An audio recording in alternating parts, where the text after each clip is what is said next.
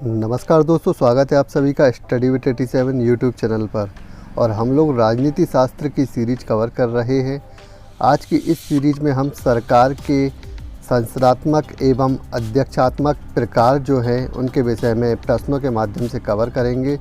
त्रिशंकु संसद, कानूनी अधुसत्ता, अल्पतंत्र का लोहे नियम, इन सभी पॉइंटों को प्रश्नों के माध्यम से कवर करेंगे। तो आइए शुरू करते हैं वीडियो को। प्रश्न है, भारत में त्रिशंकु संसद का क्या तात्पर्य है।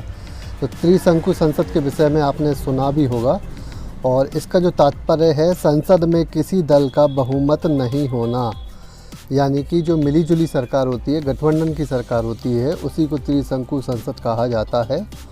देख लेते हैं इसके विषय में। आम संसदीय चुनाव के पहले जब किसी भी राजनीतिक दल को स्पष्ट बहुमत प्राप्त नहीं होता तो ऐसी स्थिति को त्रिशंकु या लटकती हुई संसद कहा जाता है।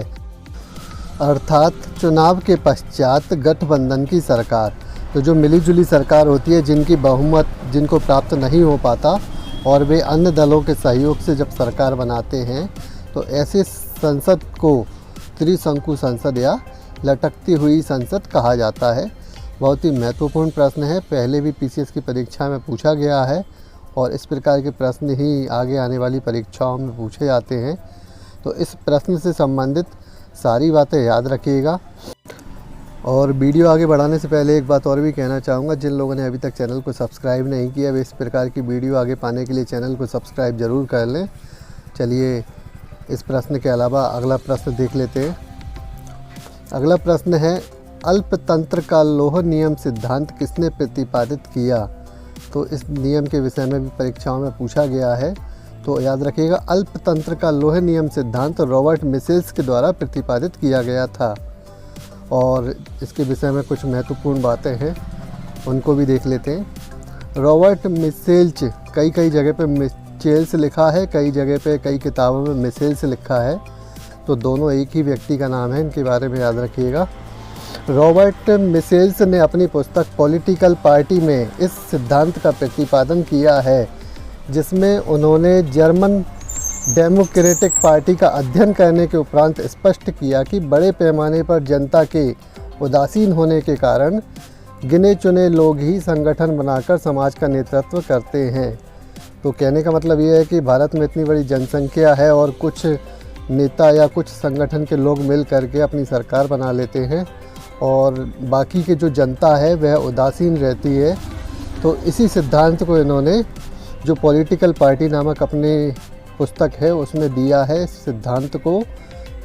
और इसके विषय में परीक्षाओं में पूछा जाता है। यह भी पूछा जाता है कि किस पार्टी का इन्होंने अध्ययन किया था। तो जर्मन डेमोक्रेटिक पार्टी का अध्ययन करने के बाद ही इन्होंने इस सिद्धांत का प्रतिपादन किया था। चलिए अगला प्रश्न देख लेते हैं। कौन सी सरकार को उत्तरदायी सरकार भी कहा जाता है। तो बहुत ही महत्वपूर्ण प्रश्न है। उत्तरदायी सरकार आप सभी को मालूम होगा, नहीं मालूम तो आपको बता देते हैं कि संसदीय सरकार को ही उत्तरदायी सरकार भी कहा जाता है। क्यों कहा जाता है? कार्यपालिका और विधायिका के पारस्परिक संबंधों के आधार पर संसदीय और अध्यक्षात्मक शासन का विभाजन किया जाता है। तो दो प्रकार के शासन होते हैं, आप लोगों को पता है, एक संसदीय शासन, दूसरा होता है अध्यक्षात्मक शासन। तो इनका विभाजन किया जाता है किसके आधार पर? कार्यपालिका और विधायिका के आधार पर। संसदीय शासन में कार्यपालिका संसद के प्रति उत्तरदायी होती है, इसलिए इसे उत्तरदायी सरकार के नाम से जाना जाता है। तो आपको यह चीज़ें बताने की आवश्यकता नहीं होगी कि कार्यपालिका और व्यवस्थापिका ये सभी चीज़ें क्या होती हैं, आपने पीछे पढ़ा भी होगा, और नहीं पढ़ा है तो पिछली वीडियो में आपको पता चल जाएगा। तो याद रखिएगा, संसदीय शासन में कार्यपालिका संसद के प्रति उत्तरदायी होती है, इसी वजह से इसे उत्तरदायी सरकार भी कहा जाता है। चलिए अगला प्रश्न आ गया, अगला प्रश्न देख लेते हैं। भारत में कानूनी अधिसत्ता किसके अधीन है। तो याद रखिएगा, भारत में जो कानूनी अधिसत्ता है वह संसद के अधीन है। संसद ही कानून बनाता है और पास करता है। कानूनी संप्रभुता का संबंध उस संस्था से है जिसे कानून निर्माण का अधिकार प्राप्त है। तो जो भी नए कानून बनाए जाते हैं वे संसद के माध्यम से ही बनाए जाते हैं। और भारत में कानून निर्माण के लिए अंतिम रूप से संसद ही उत्तरदायी है, अतः कानूनी प्रभु सत्ता इसी के अधीन है। तो लिखित रूप से जो महत्वपूर्ण कानूनी सत्ता है वह संसद के पास ही है। बहुत ही महत्वपूर्ण प्रश्न है और इस प्रकार के प्रश्न ही आजकल परीक्षाओं में देखे जा रहे हैं। हम जो भी प्रश्न अपनी वीडियो में ले रहे हैं वे कहीं ना कहीं एग्ज़ामों में पूछा गया है और उससे संबंधित जो भी जानकारी है हम आपको डिस्क्रिप्शन के माध्यम से दे देते हैं कि इस सवाल से संबंधित या इस प्रश्न से संबंधित कोई भी प्रश्न परीक्षाओं में पूछा जाए तो आप उसे हल कर सकें। चलिए अगला प्रश्न देख लेते हैं। भारतीय राजनीतिक व्यवस्था का स्वरूप कौन सा है? तो इसके बारे में आपको मालूम होगा कि गणतंत्रीय, संघीय एवं संसदीय व्यवस्था ही भारतीय राजनीतिक व्यवस्था का स्वरूप है। भारत कई राज्यों का संघ है, अर्थात यहाँ संघात्मक शासन व्यवस्था है।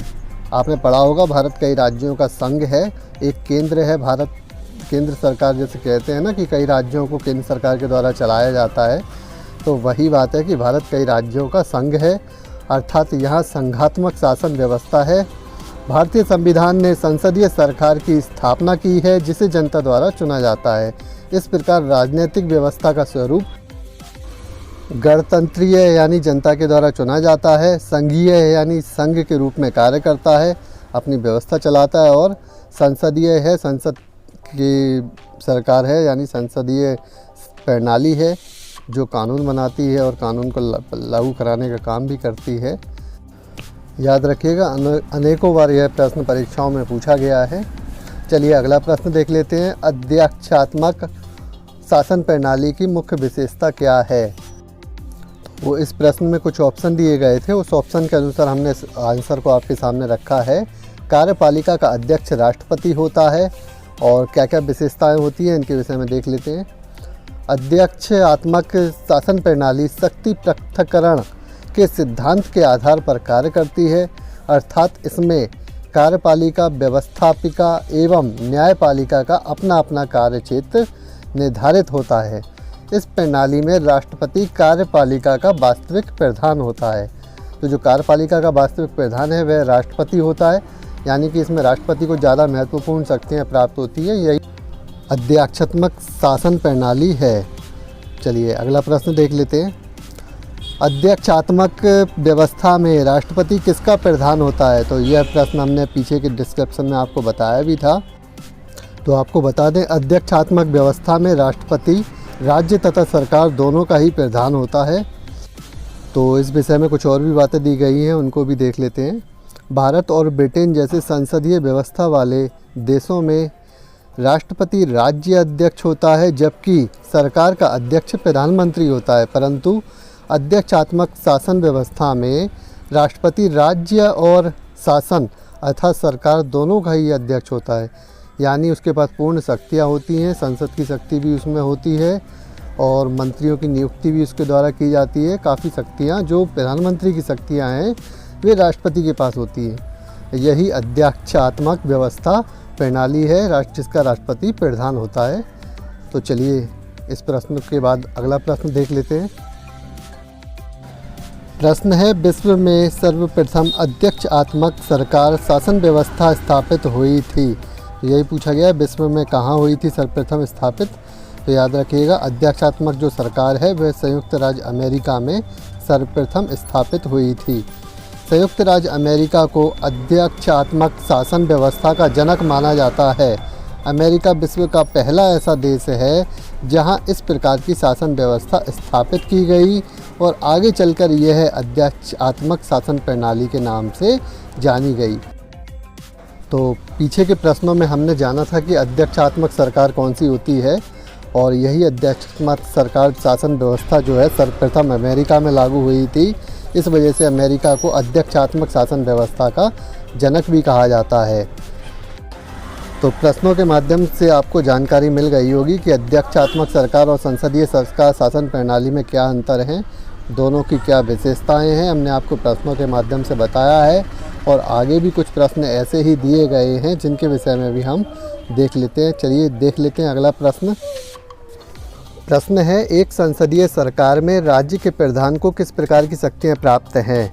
तो राज्य के प्रधान के विषय में आपको जानकारी हो चुकी है कि राज्य का प्रधान राष्ट्रपति होता है भारत में, और भारत में आपको मालूम है कि राष्ट्रपति को केवल नामात्र की शक्तियाँ प्राप्त हैं, क्योंकि वास्तविक शक्तियाँ जो है प्रधानमंत्री को हैं। तो चलिए इस प्रश्न में देख लेते हैं। तो राष्ट्रपति को नामात्र की शक्ति प्राप्त है। संसदीय सरकार प्रणाली में राज्य का प्रधान राष्ट्रपति होता है, जिसे नामात्र की शक्तियाँ ही प्राप्त होती हैं, जबकि शासन का प्रधान प्रधानमंत्री होता है, जिसके पास वास्तविक शक्तियाँ होती हैं। तो कानून वगैरह जो बनाते हैं, जिसके ऊपर प्रस्ताव दिया जाता है, जिसके कहने पर पूरा मंत्रिमंडल कार्य करता है, वह प्रधानमंत्री होता है। वास्तविक शक्तियाँ उसी के पास होती हैं। जबकि आपको हमने बताया था कि जो दूसरी शासन व्यवस्था है, अध्यक्षात्मक शासन व्यवस्था, उसमें राष्ट्रपति को सबसे ज़्यादा अधिकार दिए गए हैं। प्रधानमंत्री की जो वास्तविक शक्तियां हैं, वे सारी शक्तियां अध्यक्षात्मक सरकार में राष्ट्रपति के पास होती है। तो यहाँ दोनों एक दूसरे की अपोजिट हैं। दो प्रकार की शक्तियाँ, यानी दो प्रकार की प्रधान होते हैं भारत में, एक राज्य के प्रधान और एक संसद के प्रधान, यानी सरकार के प्रधान, शासन का प्रधान, जिसे प्रधानमंत्री कहा जाता है, और राज्य के प्रधान के रूप में राष्ट्रपति को जाना जाता है। तो दोनों बातें आप विशेष करके याद रखिएगा, और इन्हीं से प्रश्न परीक्षाओं में पूछे जाते हैं। चलिए इस प्रश्न के अलावा अब अगला प्रश्न देख लेते हैं। संसदात्मक और अध्यक्षात्मक रूप में सरकारों के वर्गीकरण का क्या आधार है? हालांकि इस प्रश्न का जवाब हम पीछे दे चुके हैं, फिर भी आपको बता देते हैं। विधायिका और कार्यपालिका संबंध ही इनके वर्गीकरण का आधार है। किस प्रकार से है वह भी देख लेते हैं। संसदात्मक और अध्यक्षात्मक सरकारों के वर्गीकरण का आधार विधायिका कार्यपालिका संबंध है।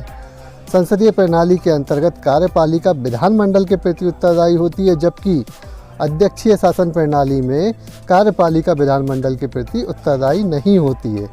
तो दोनों एक दूसरे की अपोजिट है। हमने आपको पहले भी बताया कि संसदीय प्रणाली के अंतर्गत क्या है कि कार्यपालिका जो है वह विधानमंडल के प्रति उत्तरदायी होती है, यह बात आपको याद रखनी है। और अध्यक्षात्मक जो शासन प्रणाली है, उसमें कार्यपालिका विधानमंडल के प्रति उत्तरदायी नहीं होती है। तो ये महत्वपूर्ण 10 प्रश्न थे जिनको हमने इस वीडियो में कवर किया, और इन प्रश्नों से परीक्षाओं में प्रश्न देखे जाने की पूर्ण संभावनाएं हैं। तो चलिए इसी के साथ इस वीडियो को समाप्त करते हैं। इस प्रकार की वीडियो आगे पाने के लिए चैनल को सब्सक्राइब जरूर कर लें, और वीडियो पसंद आती है तो लाइक कमेंट ज़रूर करें। धन्यवाद।